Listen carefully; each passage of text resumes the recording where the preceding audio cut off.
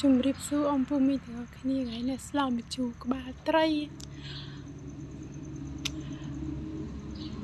តំណងអំពូមីនេះបែមជូរ7នៅផ្ទះបងបន្តិចមកហើយទិញមជូរបន្តិចហើយបានក្បាលត្រីក្រៀមនឹង4ចាប់ផ្ដើមដាក់ស្លឥឡូវទឹកពុះហើយខ្ញុំដាក់ប្រហុកចូលបន្តិចម៉ែថាដោយដាក់ប្រហុកទេព្រោះឯក្បាលត្រីក្រៀមនោះវាប្រៃហើយមិនដាក់ប្រហុកទេតែខ្ញុំលួចដាក់បន្តិចទៅ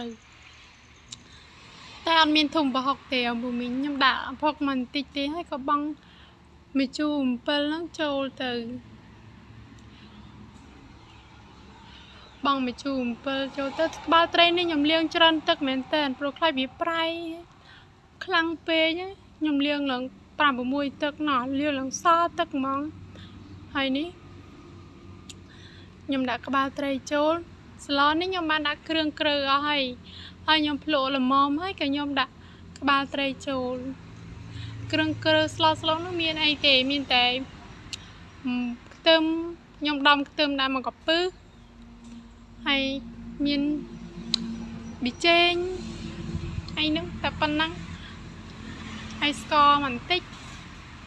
ឥឡូវចាប់ដើមពុះហើយនេះឈ្ងុយបដាហើយខ្ញុំលក់អត់សូវជូរនឹងខ្ញុំក៏បានដាក់7គួរនឹងមកគួរទៅប៉ុន្តែអាពេលខ្ញុំដាក់7គួរមកគួរនឹងក៏នៅតែអត់សូវជូរដែរប៉ុន្តែខ្ញុំខ្លាចម៉ែ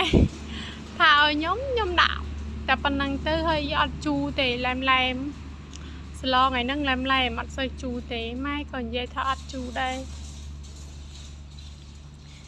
ហើយនេះពុះហើយឈ្ងុយមែនតើអំពូមី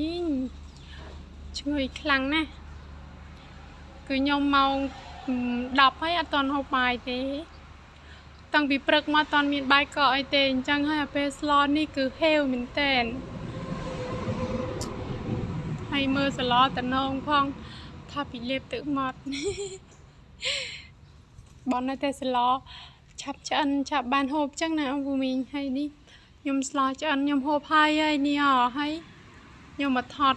ទៀបនៅខាងកើតផ្ទះខ្ញុំនឹងក្តឹបម្សាទៀតហើយសិតតែក្តឹបម្ដងនេះមានធំមានតូចអញ្ចឹងខ្ញុំកានថតយូរដែរហើយនេះធ្លាក់ខ្យល់មកហើយស្រួលមែនទែន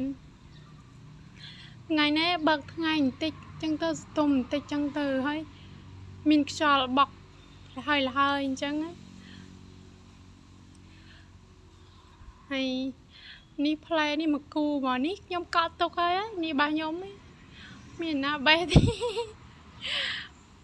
នេះខ្ញុំមកលេងកលេងព្រោះអីតនេអត់ដឹងធ្វើអីអំពូមីលេងកលេងទុកទៅឃើញលោក